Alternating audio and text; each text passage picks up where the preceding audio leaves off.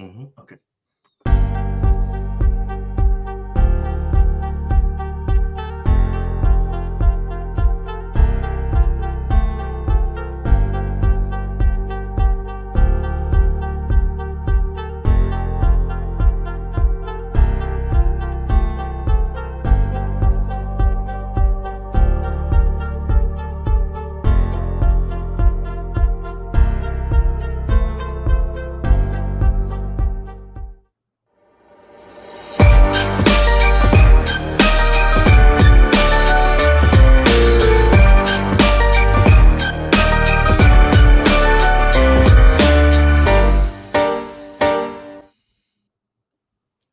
Hello there. Welcome to another episode of Secrets of the Supernatural. Today we have a special guest with us, Jim Beaver. Jim Beaver has been in multiple films, The Seniors, Nighthawk, Silkwood, Hollywood Shuffle, Turner and Hooch, and Sister Act. And that's just a few movies that he's been involved in. And recently he's been on TV shows, Timeless, The Boys, and my favorite, Supernatural. Jim, welcome to the show. Thank you. Good to be here. Great to meet you. So, Jim, you're going to be coming to our Paracon this year. I am. I'm looking forward to it. And how do you feel about doing a Supernatural convention? I know, like you say, you worked on Supernatural, and I would like to get your feelings on that. I mean, what are you expecting? I mean, have you ever done anything like this before? And how is the public, the fans, different than a typical, in other words, paranormal fan versus a typical fan? If that's possible. I wouldn't know. This is going to be my first paranormal convention. That's great. Yeah, I got my expectations are wide open. Yeah, it's good. It's going to be fun. It's different. We're looking into getting the Impala as well. Mm-hmm. To the Paracon, so people will be taking selfies and pictures and everything with the Impala as well. And they're going to be able to meet you. I think that's probably the biggest thing. That'll be a big letdown. No. We're also going to have Mark Pellegrino as well, who played Lucifer on the show. Aha. And I believe we're going to have you guys on stage doing a Q&A as well. Oh, good. I enjoyed doing that with Mark. Yeah, Mark, and I think his manager is Samantha Smith. Yeah, and we're looking to get her next year. I think she wants to do our convention next year, so I think we're going to be booking her next year as well. But I think it's pretty cool that she's managing Mark Pellegrino. Yeah, I think I don't know much about the business situation there, but I think she's been handling a number of actors from Supernatural, so that's pretty cool. Yeah, that's really cool. And I have a question, and I'm a big fan of you and Supernatural, and I just recently started looking into your background and all the movies that you played in, and I think it's pretty cool. And when we were off screen, I was telling you that Jensen Ackles just moved a mile away from my house last year. Mm-hmm. And I was like, wow, I work for the Warrens that started this all back in 1952. And I fight devils and demons. And here comes Jensen moving down the street for me with his Impala. And I have a 1968 Chevelle blacked out. And that he restored. Yeah, I restore all my cars. I got a 68 Chevelle. And I got two 72 Novas that I restored. He pulls up with I call it the Blue Nova. Was it the Nova? No, that was Chevelle. The Chevelle. Yeah. And he had just gotten it. So he opens the back trunk, and there is at least 500 pieces of metal and car. And seriously. And he goes, find this piece. There's another one in there. And I'm like, well, I mean, in 8 months, he had a car. I finished it up. It's wow. Beautiful. Wow. I have a certain experience with Chevelles myself. But, do you? What's your story on that? Bobby Singer drives one. So. Oh, really? I didn't notice that. Yeah. Oh, yeah. We got a lot in common there. Yeah. So, anyways, I was driving through town. It was last year, and I told you Jensen moved in. And I'm coming up the road by the harbor. And who's coming down the other end towards me is Jensen. And he's like steering straight ahead. And I don't know if he wanted to make eye contact with me as I'm driving up the road in this car. But I thought it was pretty cool. Well, he's a good guy. He's a very cool guy. Yeah. How was it working with the Supernatural cast, Jensen and Jared and all those guys for all those years? Well, it was just fun. It was like going to summer camp every day. It was hard work. We worked very long hours, and so, a lot of times it was cold and rainy and physically unpleasant, but it was always great to be working with those guys. The cast, the crew, it just, I've done, I have no idea how many TV shows, but I've rarely had as much fun as I had on that show. That's great. Very, very much family feeling. There's still, I mean, we've been off the air for what, 4 years now, and Yes, 4 years. we're I think everybody who was connected with it is still very tight. We're very it's a very close bunch. You work together for 15 years, and you either despise each other or you love each other, and we ended up pretty much all in the second group. So Right.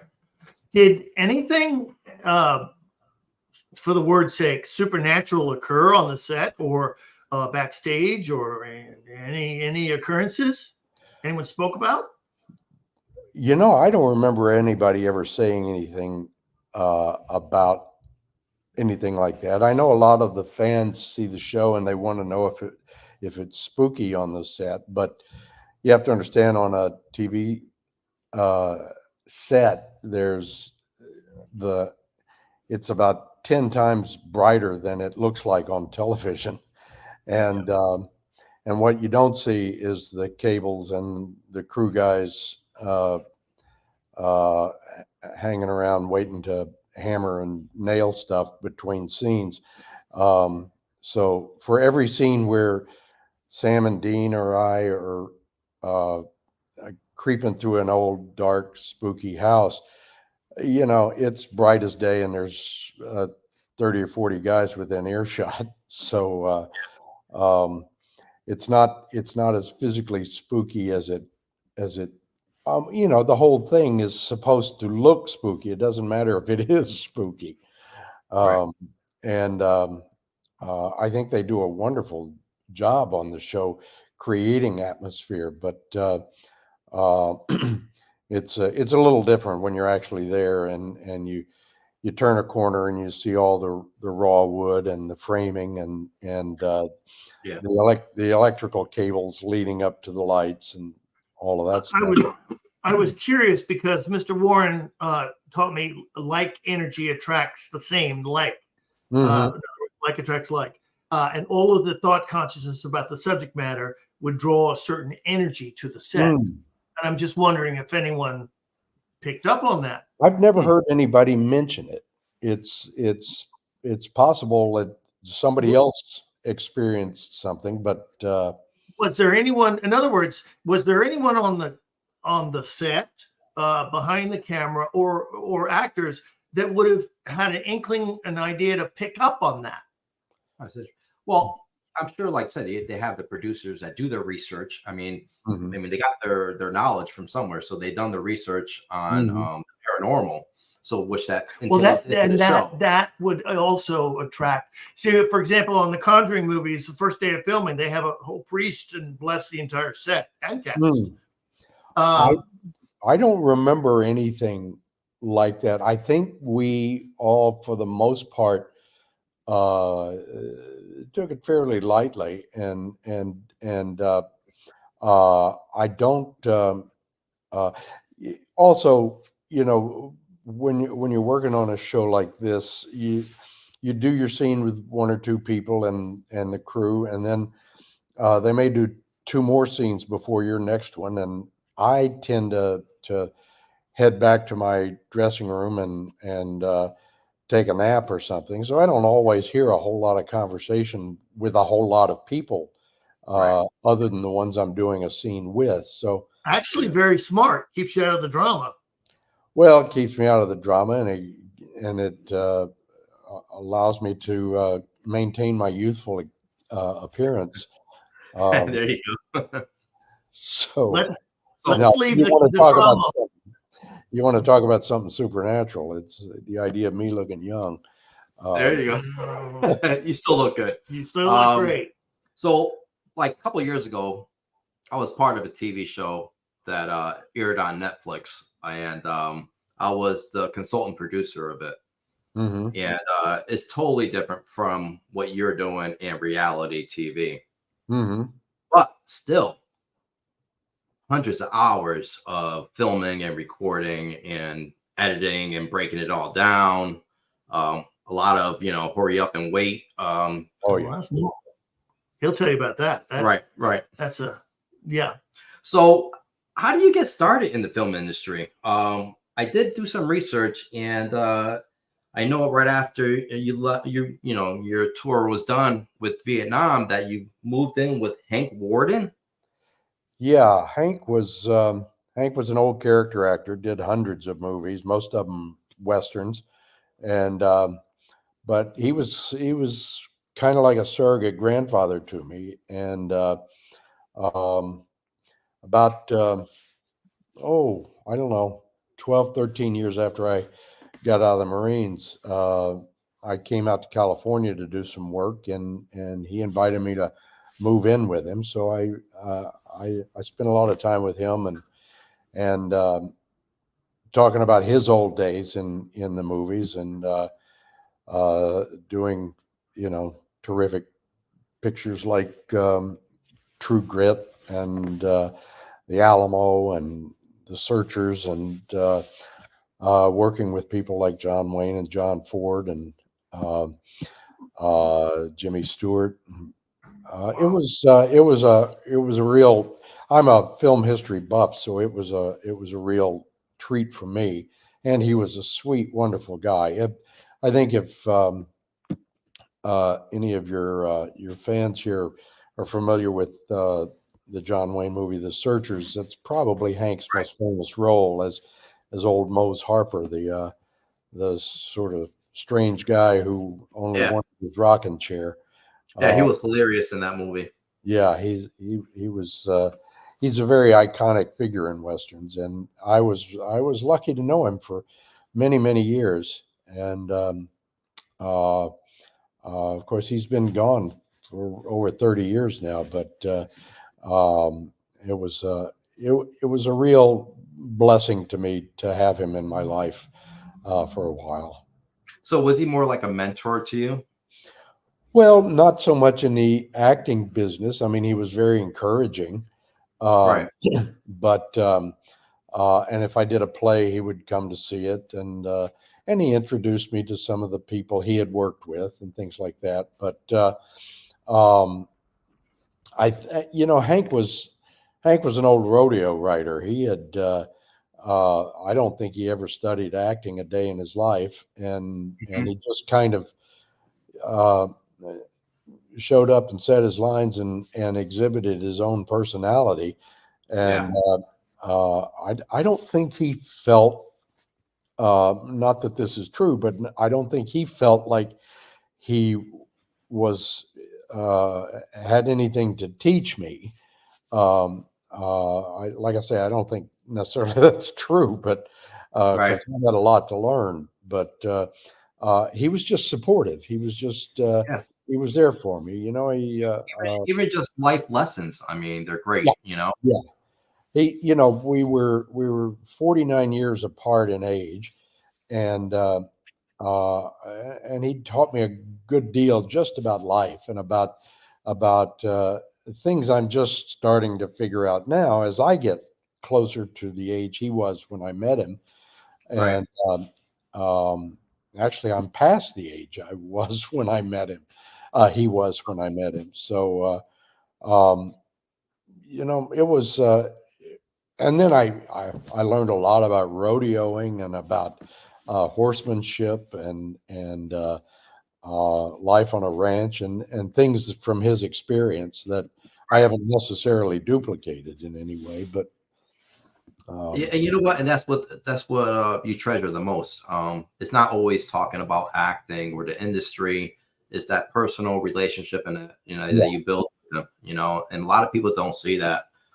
Just like me, when I got involved into the paranormal and working with the Warrens, I was amazed. Yeah, I'm working with the Warrens. They've been around doing this since 1952, and here's this young kid coming into it, and thinking that, yes, Lorraine mentored me, but it was the life lessons that I gravitated and being a kind and being a good person in life, and just in doing that, the reactions that you get from other people.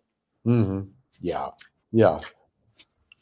I have two quick questions. Our dear friend Sandy has a question of, do you think Supernatural will ever have a comeback or possibly go back on air or a reunion show?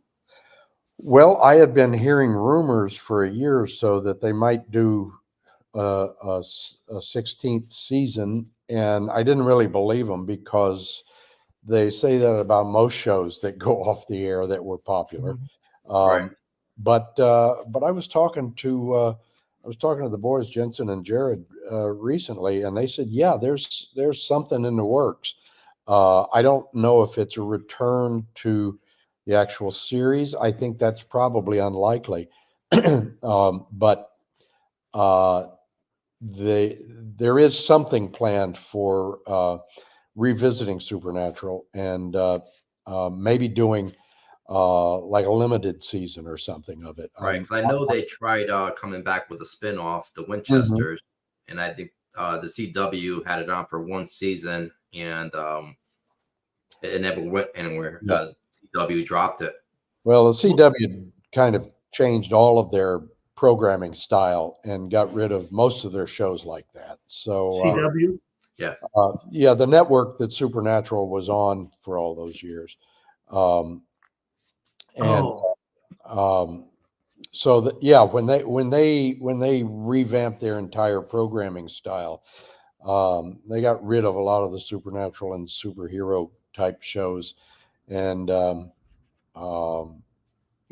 better or for worse. And well, I don't know what platform a renewed supernatural show would be on, but probably wouldn't be the CW, but I don't know.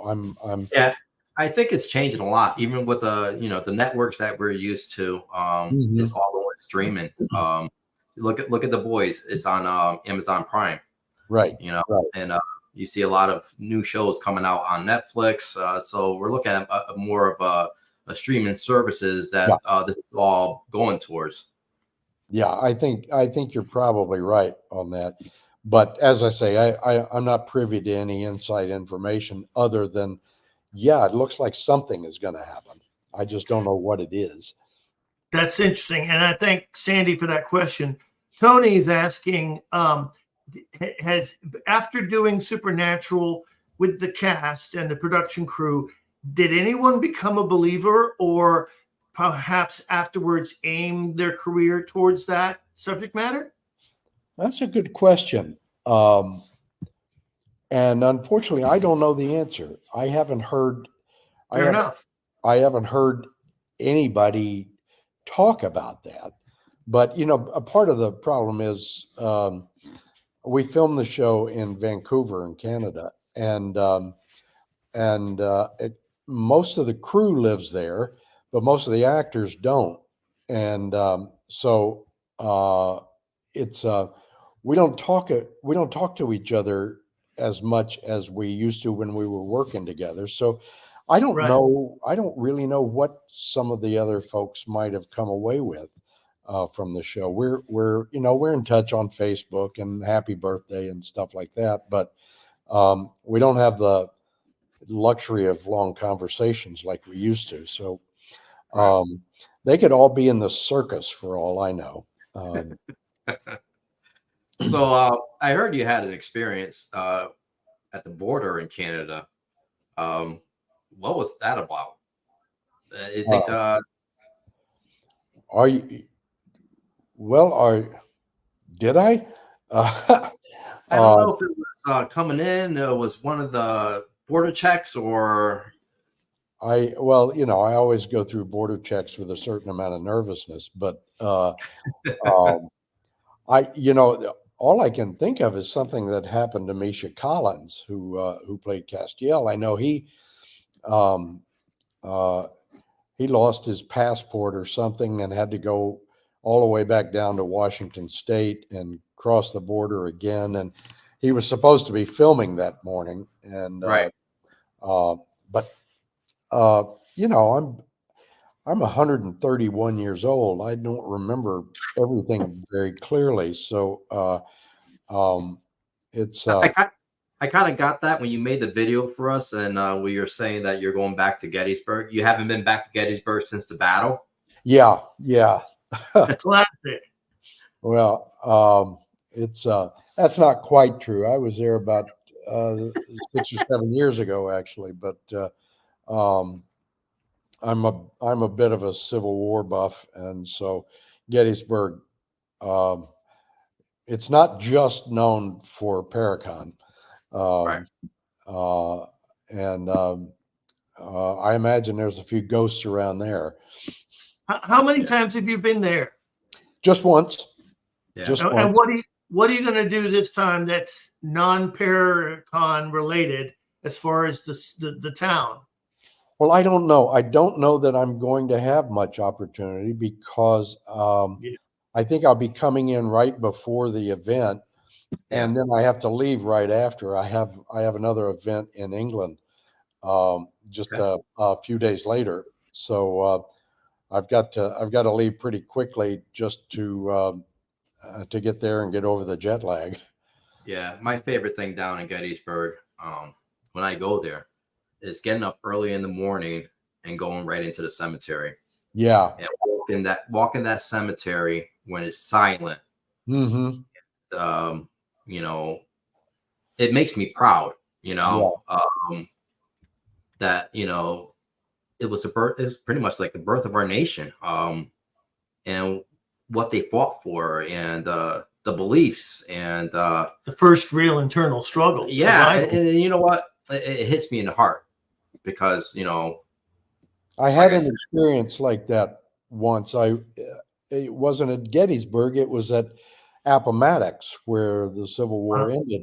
Sure. And I was driving through that area, and I stopped there, and it was dawn, and there was low mist all over the ground, and nobody else was there, and I was walking through where Lee and his soldiers had camped, and then where Grant and his soldiers had camped, and there was something very it wasn't mystical, but there was a spiritual aspect to it that was really moving, and I suspect it's very similar to your experience in the cemetery at Gettysburg. Right. It's like they're telling you a story. I mean, the history, but it's like they're personally telling you a story, and that's where the emotions set in. Plus, both of you have served. Don't forget that. So you have that layer of connection as well. I want to just offer this because it was recently discovered within 2 months ago. There were 3 photos, and I don't mean to go on, but I'm a big Civil War buff too. Mm-hmm. There were 3 photographs documented, proven, that were taken of the day of Gettysburg Address. Okay. Mm-hmm. And one has Lincoln in it. You probably have seen it. Okay. Mm-hmm. So they now have superimposed, based on the railroad, the cemetery house and the flagpole, they have joined the 3 photographs together and then gone above satellite wise. Bottom line, they have located exactly within 10 feet by 10 feet where the platform was that Lincoln gave the speech. Wow. It's literally on set between a gate. And if I ever see you there, I'll certainly show you. But it's fascinating. And literally, it's amongst the cemetery. So they were way off as far as the historical markers. Wade used to do reenactments down there, and he just gave my son his Union soldier suit. Because I learned how good food is and how to cook it. But go ahead. Yeah. Yeah, so he can't fit in the suit anymore. So Yeah. my son has it now. But yeah, it's great. Way's a big Lincoln fan and history buff on that. And I believe you have one of Lincoln's chair that you have right now. It's one of the reproductions of the rocker that was at Ford's Theater when he was assassinated. There are four reproductions, and I don't get me going. Don't even get me going because you're putting a Band-Aid on the Hoover Dam. So that's not going to hold for long. Let's change the subject. But last time we were in Gettysburg, or 2 times ago, we did investigate in the wheat field. Oh, and the Jenny Wade house. Oh, yeah. Of course, in the orphanage. I scared the shit out of him in the wheat field. See, I had his speaker. Oh, here we go. And Wade's talking. He's going at it. It's near midnight, dark, and I'm Chris and I, the other team member that's not here today, we hear cannon residual energy going off. We hear a cannon fire within 100 yards going off, and so I'm like, I guess that gave Dan the idea. So I'm looking way to see if there's any walkers, I call them soldiers walking, in the middle of the night. I'm gonna be quiet. Dan will finish the story. Let's just say it's a good thing I was wearing Depends. I'll tell you that right there. So go ahead. I like messing with Wade. So I got this audio clip and I have a JBL speaker and it's a cannon fire. So when Wade's talking, he at least expects this sound to come out and it feels I didn't realize how loud it was going to be and how it was going to echo, but it sounded like the cannon was right next to us. And I'm tense and I'm looking and I'm saying, Chris, look over there. Look over there. And all of a sudden, boom, right between my legs. Oh, I let out a scream that people heard back at the Jenny Wade. When a man, his voice turns into a woman's scream, he's scared. Well, anyway, you have to be there. But yeah, we love to investigate. And it's just fascinating because that place truly is alive. Yeah, It's half Civil War history. And I want you to keep that in mind. And then you can't go a dinner without hearing the next table talk about a ghost they've seen. Oh, right. Yeah. Well, when I was there last, I think I ate at the last Burger King that Robert E. Lee ate at. No, that's McDonald's. Oh, McDonald's. Okay. Well, I was close. Yeah. Oh, is that the one across from the hotel there? The McDonald's right Yeah, next but to it the was a Lincoln big Train Museum? Yeah, it was a big controversy when it was built. Yeah. Yeah. Well, I was told when I was younger, when I went there, none of that was there. No. I remember driving right down the main strip. And I remember going there, and there weren't Denny. No, nothing was there like that. So listen, I hope we have some time that we could, go over there and walk the fields. Even make some time. I would love that. It's just like I said, it's a part of history, and I think that's like I said. When we do paranormal investigating and haunted locations, I look into the history. I love the history because the history tells you a story about that location and what you could go off and what our investigation is based on is the history. And there's some people that take it to extreme, but I like leaving it that way because sometimes the walls could tell you stories in an old house from the 1700s. I love that. And there's a lot to it that a lot of people overlook when they go into these locations. They go off of folklore, and it's totally something different than what really happened there. Yeah. If you sit in a orphanage downstairs basement and you're quiet and you close your eyes and you open yourself to the walls vibrate. They're literally, they have a tone to them. So Jim, we're bringing, I don't know if you don't know anything about Ed and Lorraine Warren. Have you heard of them? The Conjuring movies? Not before this. No. Okay. So the Annabelle movies, and so I'm sure you heard of Chucky. So Annabelle is one of the haunted items that we have in the museum. Real life. So there's whole bunch of items in the museum that are connected to the Warrens cases. Mhm. And we take the museum to these conventions, right? And we talk about the items to the public. So we're going to have the museum set up over there as well. And we educate the public about devils and demons, the stories behind these items. And so that will be a big part of the Paracon as well. But my thing was this year, I wanted to bring, shows into our Paracon, like Supernatural, which was, like I said, was based off fighting devils and demons. And then, and what we do as well. And I think that's a great collaboration that we could bring together. And we're just normal everyday folks out there, living, and our purpose in life is what Edwin Rain has started, and what we're doing is to help people. So yeah, and I just want to reiterate that one purpose of bringing the museum items to the Paracon is to educate the public and expose the ways of the devil and the demonic in society. In other words, don't play with the Ouija board. Don't do this. Don't do that. Protect yourself. And this won't happen. That's the reason why they're in the museum here in Connecticut all the time, locked up, to keep people safe. And we want to teach that. That is our main goal. That is our goal of the Paracon.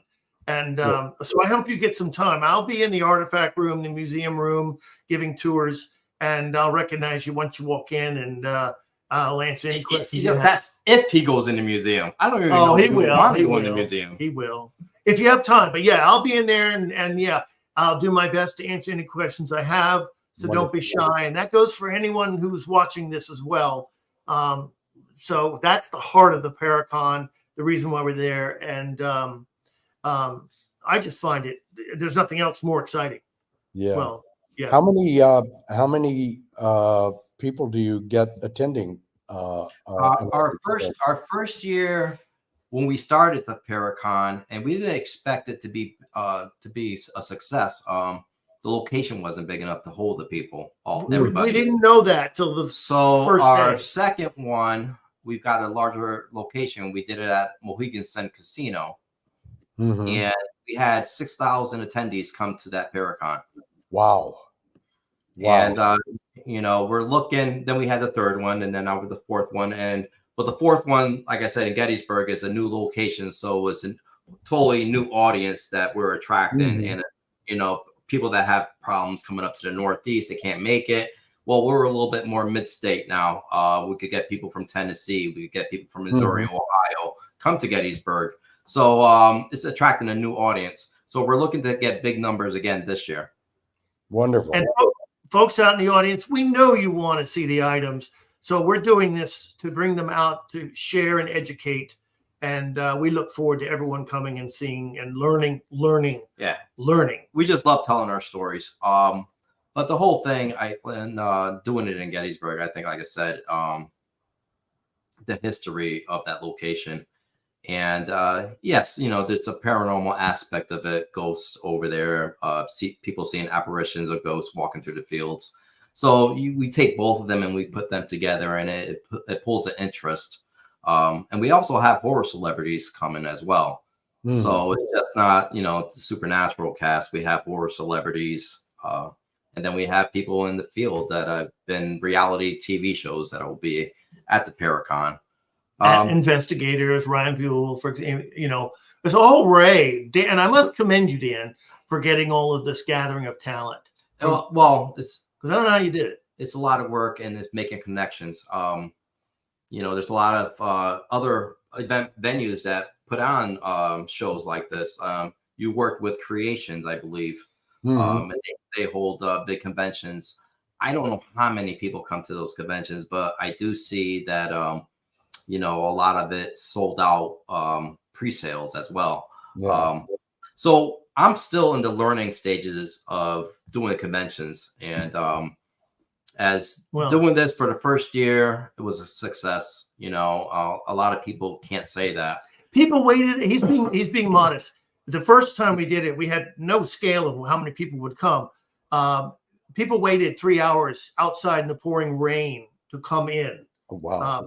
Once you're in, in the museum or in the vendor room, you don't get to see or perceive the entire machine or what product is being put out overall. But it was just amazing, and people loved it. The hotel accommodated and put it this way. Well, the second year with Mohican Sun, we had so many people that I'm standing near the entrance of the door where security was. Why are you laughing? Because people were, you got to imagine how big this casino is. The lines were wrapped around the whole casino. Come in, and we had the people that were in charge at the casino saying we never saw anything like this before. They were calling housekeeping staff when they would finish their shift for the day at 3:00 to come down and help security. He said concerts like Celine Dion, etc. We never saw these crowds before. So that made us feel good. And we learned that there's a appetite for the paranormal, for the supernatural, and they're hungry for information, which we'd love to partake. Not only that, when I go to a show, when I walk into an event, I like to look at everything. It's like eye candy to me. It's attracting.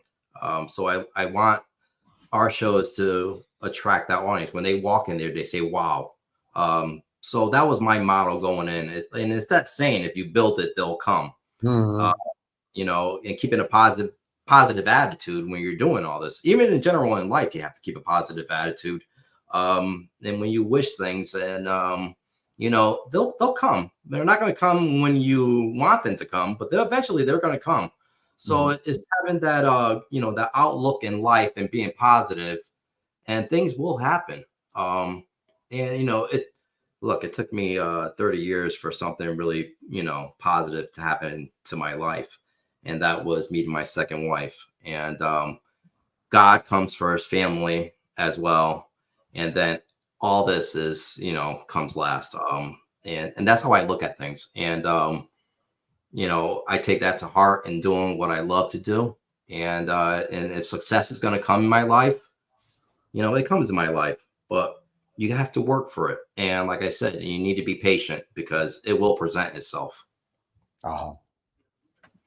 You know that as an actor, and I want to just compliment you on something I've observed in your work. You have the ability. Acting is very hard. To be in the moment, to be really listening to the other character as if you heard the lines for the first time. You know this, but the audience does not. So to be in the moment and to really be affected by what's momentarily going to happen, not necessarily in the script because but the audience, you make it look easy. Acting is very hard, but you make it look easy, and you're comfortable in the scene enough to be able to take your time to pause, to show your thoughts, and then to relay it verbally. And your body language is doing the same thing. That's not written in the script. That comes from the actor's life choices in his past. So you convey that comfortableness, that reliability and authority to your audience. And I just have to commend you on that. We talked before the show, and that a lot of actors nowadays, they don't have time for that. And it shows in the work. When your work, it stands out. And this is what Wade doesn't like talking about. Oh, here we go. Wade, do you live with Burt Reynolds? Stop! No, no. You were part of Burt Reynolds' school, right? Charlie Sheen and all that. Come on, no. Liza Minnelli. No, stop. My point is, I recognize the work you put into your performances, and I appreciate that. Thank you. Thank you. No, don't even. I told Wade, you got to talk about this stuff. How are people going to remember you? Your past, your history. It's not about me. I don't care. I love hearing your stories. Hey, listen, when you moved in with Hank, right? Mm-hmm. You wanted to hear his stories, right? Sure, absolutely. Aren't those the best that, with somebody's past and they've been around? I call them antidotes. I say greatness and great life experiences. Did you share that with people? Because it's beautiful. Well, nowadays, they could use all the help they can get, but not to put them down. But did you realize you were in like the golden years experience with meeting all and working with all of this? I don't want to call them celebrities because at the moment you don't really think of them as celebrities. They're your coworkers. Mhm. But did you realize the time that you were in was going to be referred back to for decades? No, not really. I mean, I'm a huge film history fanatic, and so I've studied and experienced a lot about the history of the movies and television long before I became a professional actor. So I always look back at those days as the golden period, and felt like, where I was just trying to make a living, and every once in a while getting to meet or occasionally even work with somebody from my previous period. I always found that really exciting and just joyful. But no, I never figured that anybody was going to pay too much attention to the period I was working in. Just between us, did you ever remove or borrow any souvenirs from the sets or a costume or anything? Well, or do you collect any Hollywood memorabilia? I'm sure I probably have at some point. I badly wanted to keep my hat from Deadwood, but they wouldn't let me.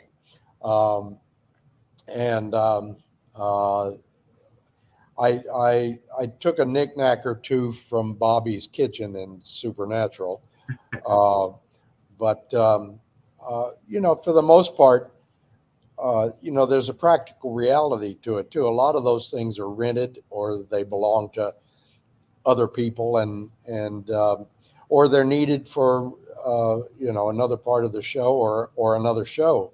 So there have been a few things I wish I could have taken home, but it would have been nice if they'd let me have Bobby's Chevelle. But man, what year was it, Jim? That's a good question. Did I mention I'm old? Mine was a 68, and the popular this was about a 70. Oh my God, 70 is like the top year that they made. I could be wrong. No, I think they sell scale models of it online somewhere, so you could probably find out. But my guess is it was a 70, but it was kind of beat up. It was, it was supposed to look kind of beat up, but it really was kind of beat up. And right. People said, "Oh, it must have been fun driving that car." I said, "Well, they had a custom gear shift knob on it, and every time you put it in park, you would smash your knuckles on the dashboard." So I wasn't, and it sometimes had a lot of trouble starting. Right. They'd say action, and nothing would happen, and they'd say, "Jim, come on, action." I said, "I can't get the car to move." Yeah. So you gotta pump the gas like 3 times, turn the key. Yeah, it's but the car was pretty much the only thing on the show that was anywhere near as old as I am. So I gave as wise as you. Pardon? As wise as you. Yeah, well, I thought it was kind of dumb, but yeah. Well, I'll tell you the truth. In my cars, it's a totally different feel. Like I Mhm. love driving those cars. It's not, I mean, people don't understand there's a different feel to it. You feel the motor, yeah. you feel, you know, every bump you go over.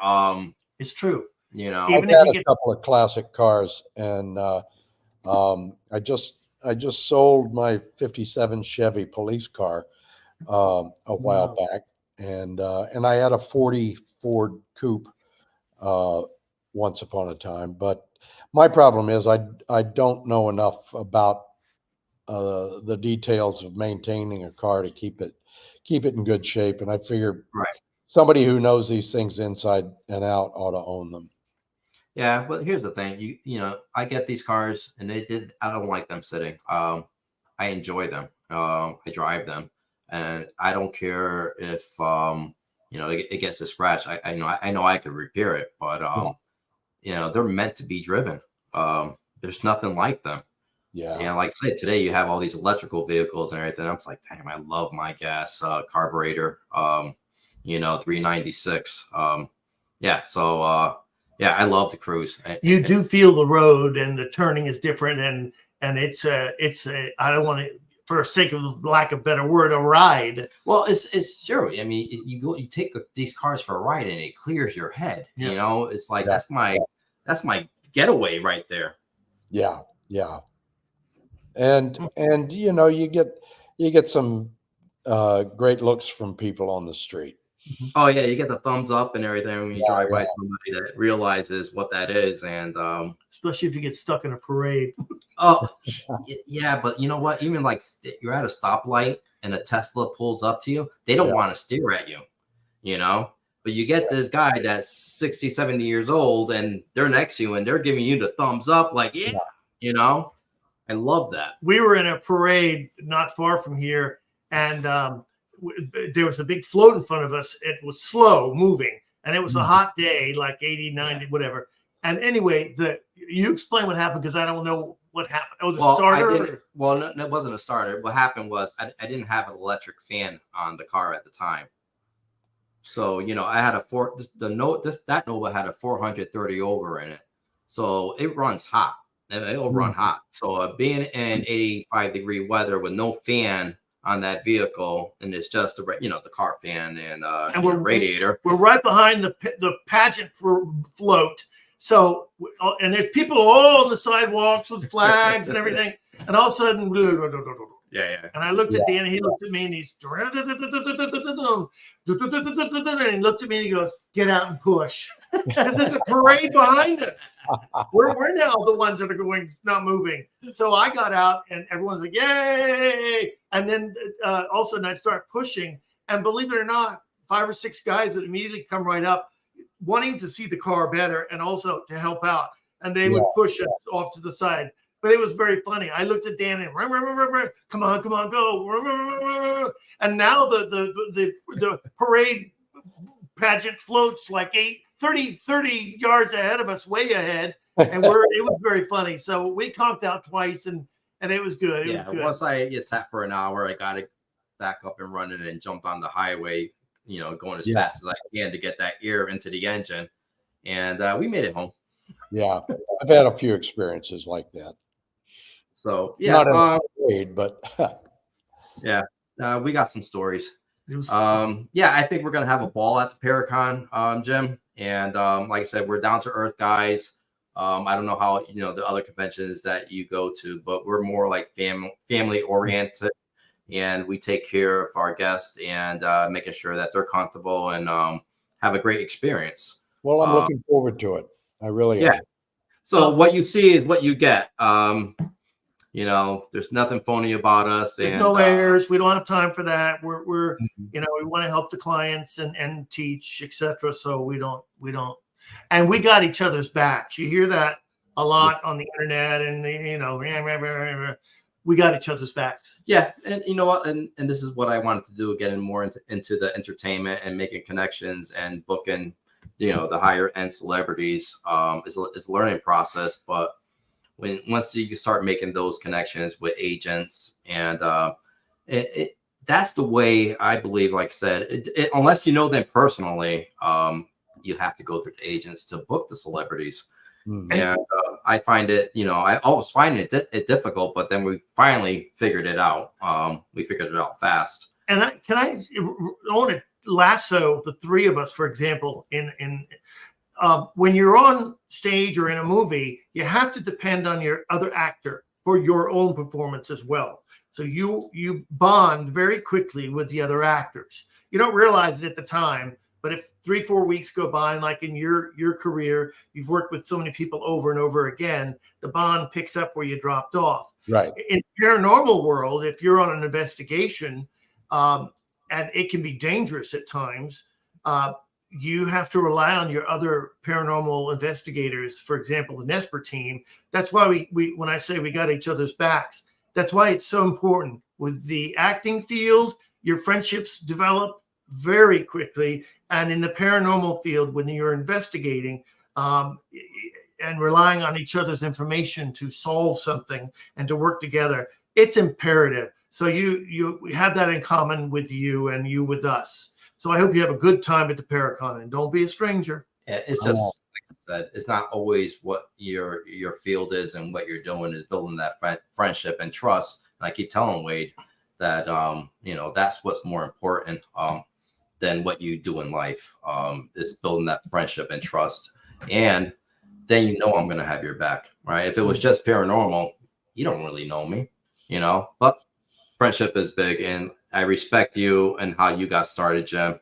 And in saying that, I don't want to keep you too much longer. I know you've written a book as well, didn't you?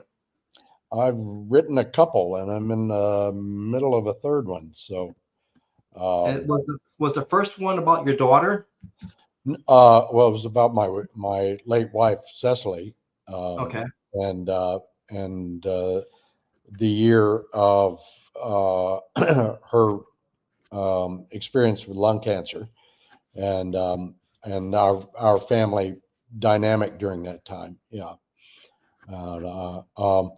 But I've also done some books on film history, and which is my whole other career. Yeah. In a nutshell, what are some of your favorite films, and why? Well, my favorite films, my number one favorite is the one I mentioned before that my friend Hank was in, The Searchers, from 1956. Which they have now restored to 4K, by the way.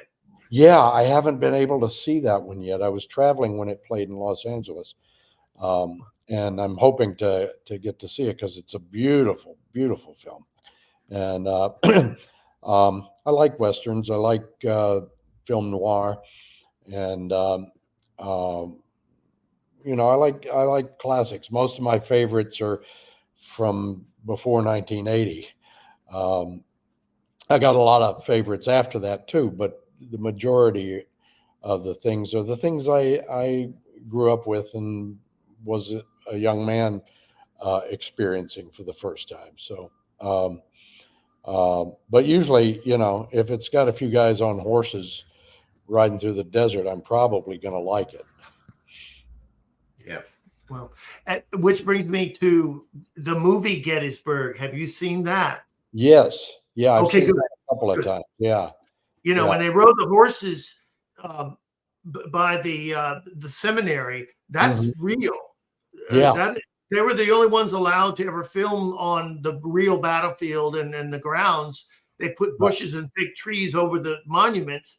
And so you see, when they were filming you got to pull the plug on me in 30 seconds. But when they were filming on top of the seminary up in the Canopia Tower, the weight of the camera crane would have collapsed the roof. Oh boy. So they had to build an entire support system over the seminary to get those shots as the real generals would have seen at that eye level. So you watch the film and go, oh yeah, they're on the roof. No. There was a big thing to do. So those horses running by there on the field, that's all. That was all. I mean, all the paperwork to get that done. Okay, my plug is pulled. Do you know Wade worked with Farrah Fawcett? Don't even.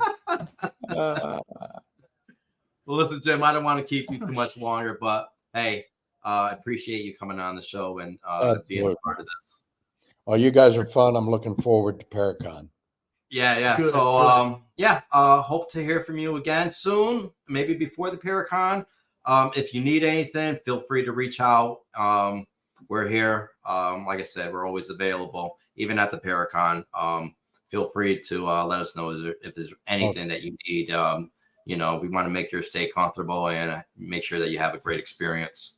Great. Well, thank you. I appreciate You're it. the salt of the earth, and thanks for letting people be able to have a venue to look at that at your films. Do you see how far Wade's What are you head doing? is so far up your ass right now? Sorry. Not very nice or polite. I'm sorry. Sorry. All right, Jim, listen, love talking to you. Wade, thank you for coming in and joining me on this podcast. We had a great talk, having fun, and we always like to have fun. And thanks for the comments and the audience who were watching off screen. You guys take care. All right, Okay. Jim. Bye-bye. Bye. So, Wade, what do you think? I'm sorry about that last part. When I get going, You forget you're on camera. I forget that I'm on camera. I know. I'm aware of that. But Wade, you're so modest and humble. Okay. That's what I love about you. Yeah, but this was about Jim. We all have stories. We all have contributions we will give to other people in our lives, hopefully. Yeah. So that's that. I'm just thanks for allowing me to be a part of this. And Yeah. otherwise I never would have met him. Well, listen, you're a big part of this team, and you take care of us. I might joke around a lot, but He's stretching for Yeah. time. How much time do we have? no, 4 we minutes. don't have much time. But yeah, no, you're a good guy, Wade, and thank you. I just love to hear more of your stories and stop hiding your past from me. And share your stories. Let's do We some- all would love to hear them Let's do some investigating in Gettysburg somehow. if we have time. I know we don't have time. I know it won't happen. But I mean, it's like Only time you're gonna have is it's like going to a buffet and you just had mouth surgery. all right. We'll make some time for you. Let you investigate, even if it's at 2:00 in the morning. Well, that's the only time we could do it. It's the only time we could do it. Anyways, guys, come down to the Paracon on September 27th through the 29th and meet the celebrities. Jim Beaver, Mark Pellegrino. We have Ryan Buell, Ryan Ghost Buell, Brothers, Ghost Brothers, Bonnie Aarons. yeah, Steve Gonzalez, Tango from Ghost Hunters. Yeah, so we got a pretty good lineup this year, and I think you guys are gonna have a great time. Go to warrensconvention.com, get your tickets, and I thought this was a great show. I didn't expect it to go this way. I think Jim Beaver is really down to earth, and a great guy. That's what I meant about approachable. When you see him on TV, you get a good feeling about him. So I think we all had a great time. Can I say one more thing about the Paracon? Yeah.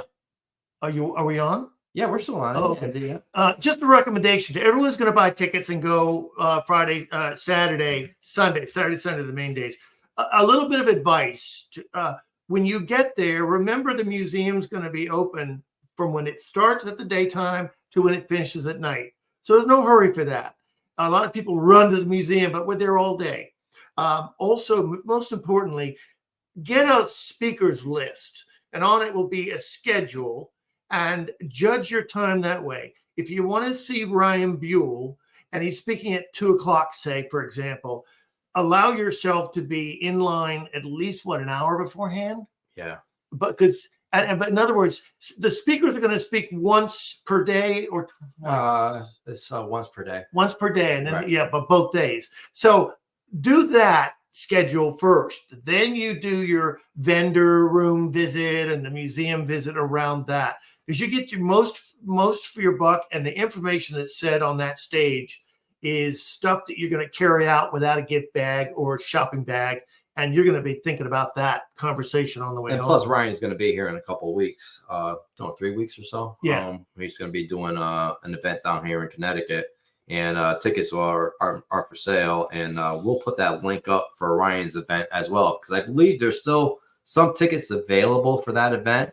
and we want to see if we could Just a get few. that sold out, and Yeah. we all have a great time. He's going to teach the Warren method and also talk about It's a tribute to Ed and Lorraine. Yeah. Oh, Lorraine and Ed.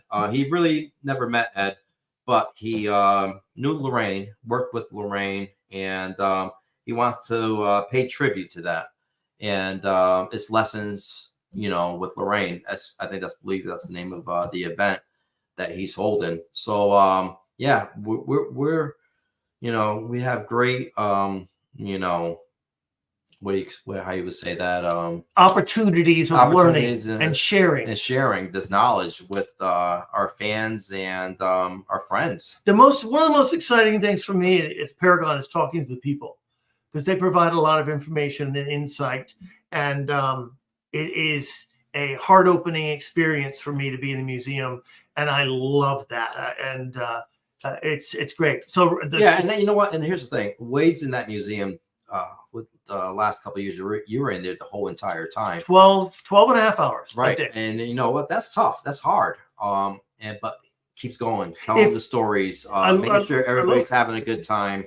So yeah, guys, if you have an opportunity, come to the Paracon, not just to meet the celebrities, but come meet us, talk to us. We're gonna have a great time at the VIP party. Autographs from the celebrities.